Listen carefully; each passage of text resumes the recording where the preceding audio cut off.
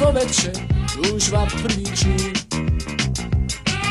Jedan osmijeh, pogled blagi fin. Šminka, piće, zbunjenost i smijeh. Obojena svjetla, stol i grijeh.